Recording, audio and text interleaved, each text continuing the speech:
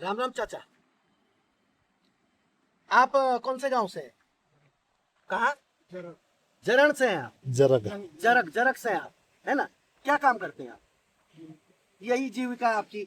ये भेड़ बकरियां है, गाय वगैरह, ये अपनी जीविका का मुख्य वो है, हमारा स्रोत है आपका, है ना? आपकी उम्र लगभग 70 साल हो गए। ये विधानसभा क्षेत्र जो आता है आपका, जो माननीय विधायक है यहाँ पे, क्या उनकी तरफ से कोई सुविधाएं मिली हैं? नहीं मिली। सड़कें टूटी है, चारों तरफ खतरा ही खतरा है, न जाने कब मौत किसके सर पे मंडरा जाए। तो इसके लिए यहाँ कुछ सुविधा नहीं दी गई है।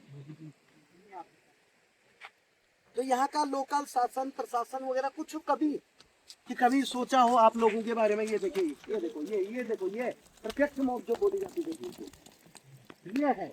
मतलब इतने खतरे में जीवन है और इतने खतरे में आप जीवन गुजार रहे हैं, कहीं कोई मदद नहीं। देखिए, और ये बकरियों को भी गिरने का डर होता है, कभी पत्थर के साथ वही गिर जाए, पहाड़ियों पे है। तो देखो, ये जो हमारे बौड़ा बोलते हैं हम, ताऊ जी हैं ये, तो देखो किस परिस्थिति में है ये। इनकी उम्र 70 साल हो गई, इन्होंने कई श्रावण महीने देख लिए, कई अमावस्या देख ली, और इनका कहना है कि कोई मदद कभी नहीं मिली है। ये कौन है भाई साहब हमारे? लोकल नौजवान। अच्छा अच्छा अच्छा। तो ये तो नौजवान लड़के, इनको भी तो दिख ही रहा होगा ना यहाँ क्या हो रहा है और क्यों हो रहा है, क्यों, क्या प्रॉब्लम है, मुझे बताइए। क्यों यहाँ पे इतनी गंभीर हालत में है कि आने वाले समय में अगर गांव से कट गए तो कैसा करोगे बताओ? ऐसे बुजुर्ग आदमी आज देखो किस दयनीय हालत में हो, वो भेड़ बकरियां चरा रहे, किस उसमें है कि अभी पत्थर हमारे सामने गिरे। तो ऐसे लोगों का जीवन, पलायन नहीं करेंगे तो क्या करेंगे हमारे युवा? बुजुर्गों ने तो अपना जीवन जी लिया, युवा कहाँ जाएंगे? कैसे जिएंगे युवा? ये रोड अगर कल के दिन कट गई तो क्या करोगे आप? जैसे इस तरह से ये देखो, यहाँ भी एक हो जाएगा, ये भूस्खलन हो गया, ये जुड़ गया, गांव से कट गए, तो उसके लिए क्या रास्ता आगे, क्या करोगे?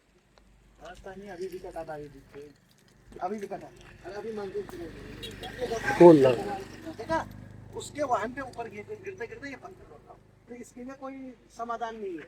इसके लिए माननीय विधायक साहब हो, माननीय सांसद साहब हो, यहाँ की लोकल जो अथॉरिटी जो थी, लोकल शासन प्रशासन होता है, ये सब कुछ खामोश बैठे हुए, किसी को कोई लेना देना नहीं। कुछ लेना देना नहीं, पूरा गांव खत्म हो गया, पूरा गांव खत्म हो गया। ये जो डरा रहे हैं, ये क्यों आ रही है? इसका किसी ने कभी कोई जवाब नहीं मिला, खोज नहीं मिला। तो अगर ये कट गया समझ लो, तो आप कैसा आना जाना करोगे? क्या है आपके पास? कुछ नहीं है। अगर किसी मेरी नारी शक्ति को, मेरी माँ बहन बेटी को कभी बीमार हो गई, ऐसे 70 साल के बुजुर्ग, देखो आज उनके हाथ पांव कांप रहे, कई उन्होंने जीवन देख लिए, कहीं बन गई, बिगड़ गई, तो कहाँ ले जाओगे, कैसा करोगे ये बताओ? तो क्या करे, तब तो मरना ही मंजूर है। मतलब मरना मंजूर है, और क्या करे? और यही कौन सहायता करने आता है? कोई नहीं आता है। तो ये तो बहुत बड़ी पीड़ा की बात है कि भाई जब चुनाव आते तो हर नेता लोग तब तो घर घर आते हैं, घर आते हैं, और चुनाव हो गए तो भूल गए। मतलब भेड़ बकरी की भी कदर है, पर हम इंसानों की कोई कदर नहीं है। नहीं। है कि ये परिस्थिति में आप कहें कि जिस उम्र में पिता ने, दादा ने घर बैठे न किया, उस उम्र में ये व्यक्ति, यार देखो खतरा कितना था कि ऊपर से पत्थर गिरे, बकरी भी गिर जाती, सड़क पे गिर जाते। तो ये पीड़ा बताओ, इस पीड़ा का कुछ ना कुछ तो समाधान होगा, कभी ना कभी तो समाधान होगा, कभी ना कभी तो इनकी आंखें खुलेंगी कि आप जवान हैं, आप युवा हैं, आप अपनी आवाज उठाओ, संवैधानिक तरीके से आवाज उठाओ, आप अपनी मांग रखो, आप अपनी मांग रखो। आप मूल निवासी हैं, आप कहीं से भगोड़े नहीं है, आप कहीं से घुसपैठिया नहीं है, ये तपोभूमि है, यहाँ सब एक है। नेता तो जाति के नाम पे लड़ेगा, प्रांत के नाम पे लड़ेगा, झंडावाद के नाम पे लड़ेगा। आ जाते हैं, 1-2 दिन आ जाते हैं कि बस ये आपका घोषणा कर देते, बाकी के करना कुछ नहीं है। अच्छा, घोषणा कर देते कि हम कर देंगे। आए थे अभी जब गाँव हमारा डैमेज सब आए थे, घोषणा कर देते और करते कुछ नहीं। मतलब देखिए, ये पीड़ा है कि यहाँ पे घोषणाबाजी होती है कि हम सब कर देंगे, वाहवाही हो जाती, नेताजी को हार पहनाए जाते हैं, सब लोग उनके आगे पीछे हो जाते हैं, और आस में, वो भी ग्रामीणों की उस आस में कि शायद आज नहीं तो कल हमारा काम होगा। तो ये काम आपने अभी देख लिया किस तरह का, कैसे मौत का मंजर है। प्रत्यक्षम किम प्रमाणम, कहीं जाने की जरूरत नहीं, पढ़े लिखे को फारसी क्या, तो वो सारी चीजें देख ली। युवाओं का जीवन देखो, उनके चेहरे देखो कैसे मुरझाए। 4 दिन से उन माँ बहन बेटियों से मिल रहा हूँ, उन छोटे छोटे बच्चों से मिल रहा हूँ मैं, तो कितनी मुझे पीड़ा हो रही है कि देखिए, एक तरफ में हर सुविधा है, जब किसी वीवीआईपी नेता को आना होता, उसके घर में किसी को आना होता, तो रात को कुछ घंटों में, दिन में कुछ घंटों में सड़कें बन जाती हैं, पेड़ कट जाते, जंगल कट जाते, सड़कें बन जाती है, कारें गाड़ी वहां तक जाने लगती है। लेकिन आम आदमी, आम युवा आज भी इस पीड़ा से गुजर रहा है। अभी 1 महीने बंद हुआ था ये पूरा ही, टोटली बंद हुआ। तो आप सब करिए। पैदल जाना पड़ेगा, बाजार जाना, पैदल दो के लाना, आटा वगैरह, राशन वगैरह जो भी। मतलब अगर बीमार भी कोई व्यक्ति गिर गया तो उसके लिए फिर वही है कि उठा के ले जाओ। बच जाए हॉस्पिटल तक भाई। देखो ये मतलब एक हंसते हुए बोल रहे हैं, लेकिन कितना बड़ा मर्म है कि आज हम 140 करोड़ के ऊपर में हैं और आज उन लोगों को सुविधाएं मिलती शहरों के अंदर में जो लोग बाहरों से घुसपैठे करके आए हुए हैं। जिन लोगों को सरकारी सुविधाएं उन लोगों को मिलती कि जिनका यहाँ मौलिक अधिकार ही नहीं है। अब फिर कहते हैं कि गांव के लोग पलायन करते हैं, पहाड़ों में पलायन हो गया। क्या करें ये लोग? मरे, आत्महत्या करें। जीता जी तो मार दिया ना शासन प्रशासनों ने, नेताओं ने तो ये मारा ना। इनको किसने मारा है? ये युवा कहाँ जाए? ये तो जीते जी मरे हुए हैं। गले में फंदे डालें, अपने आप को खत्म कर दें, तो इनका परिवार कौन पालेगा? परिवार के पीछे कौन है? विधायक। विधायक जी कुछ काम करते हैं कि वो भी आश्वासन है? वैसा तो कोई कुछ काम करते रहते, बाकी ज्यादा कुछ नहीं है। और लगभग 45-50 साल से राज कर रहे हैं। तो माननीय विधायक साहब, आपसे विनय कुमार जी बहुत हाथ जोड़ के विनती है कि इनकी पीड़ा समझो, इन बुजुर्गों की पीड़ा समझो, इनके आंखों का दर्द, वो गहराई, वो पीड़ा समझो, वो कांपते हाथों की थकान समझो। वो पिता से भी बढ़कर हमारे इन युवाओं का देखो, इनके कंधे कमर झुकी हुई है। इनके बारे में सोचो कि कुछ ना कुछ तो करो, रोजगार लाओ, विकास लाओ। मतलब कह रहे हैं कि हमारे पहाड़ी लोग पलायन कर रहे हैं और बाहर के लोग यहाँ काम कर रहे हैं। मुझे बताओ, जब यहाँ जमीनें जायदाद देख रहे हैं कि बाहर के लोग आके बस गए, सुदूर पता नहीं कहाँ से आए, अलग अलग प्रांतों के लोग यहाँ आके बस गए, तो हमारे मूल निवासी पलायन को मजबूर है। इनकी पीड़ा समझो, रोजगार दो, शिक्षा के क्षेत्र में काम करो, स्वास्थ्य के क्षेत्र में काम करो। अरे जगह जगह आजकल शराबें मिल जाती है, लेकिन स्कूल नहीं मिलते, स्वास्थ्य केंद्र नहीं मिलते। आज भी वही पीड़ाएं हैं। तो मेहरबानी करके काम करें, इनकी पीड़ाओं को समझो, इन बुजुर्गों की पीड़ाओं को समझो और हर तरह की सुविधाएं दो जो शहर में मिलती है, जो घुसपैठियों को मिलती है, वो हमारे अपने मूल निवासियों को भी दो। और आप लोग भी संवैधानिक तरीके से अपनी आवाज को उठाओ, अपनी मांग को रखो, जायज मांग को रखो। अगर कोई मानता नहीं, आप प्रधानमंत्री जी को लिखो, आप राष्ट्रपति जी को लिखो, आप माननीय सर्वोच्च न्यायालय सुप्रीम कोर्ट को लिखो, माननीय हाई कोर्ट को लिखो, आप सामाजिक संगठनों के पास जाओ, अपनी पीड़ा को रखो ना।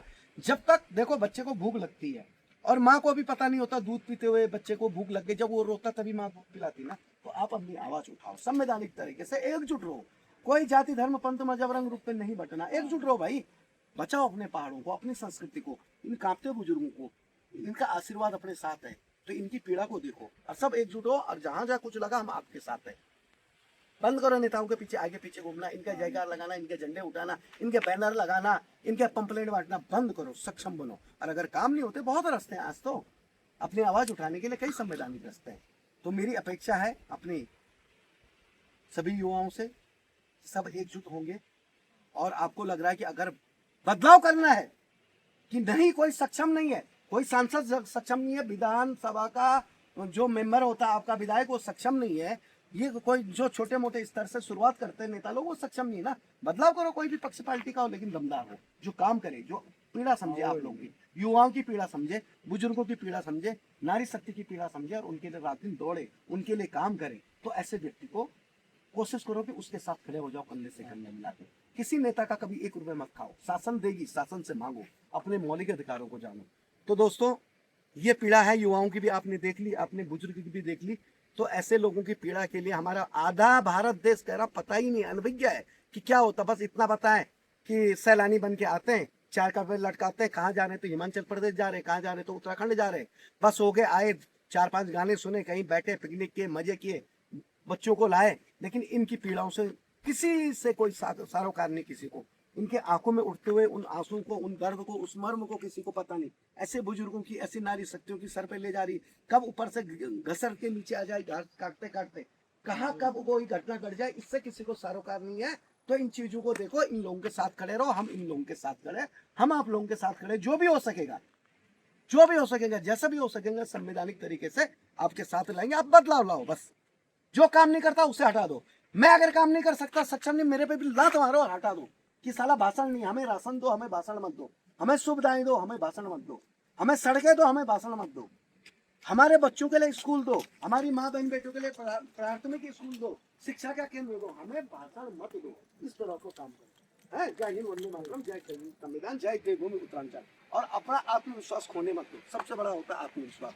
चाचा, जो भी हो सकेगा हम लड़ेंगे, करेंगे और आएंगे। मेरे लिए जितना महाराष्ट्र है उतना यही ये भी है, हिमाचल है। मेरे लिए भारत का हर कोना अपना है और मैं आपका अपना बेटा हूँ। जो मेरे से हो सकेगा वो मैं जरूर करूंगा। जय हिंद, वंदे मातरम। प्रणाम आपको, प्रणाम।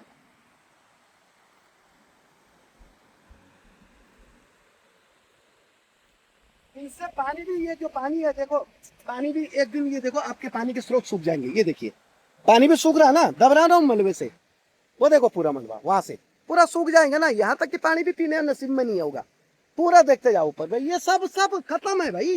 ये विनाश लीला है, खत्म है ये। आपने अपने जमानों में देखा होगा तब विकास था, अब विकास तो हो ही नहीं रहा, विनाश ही हो रहा है।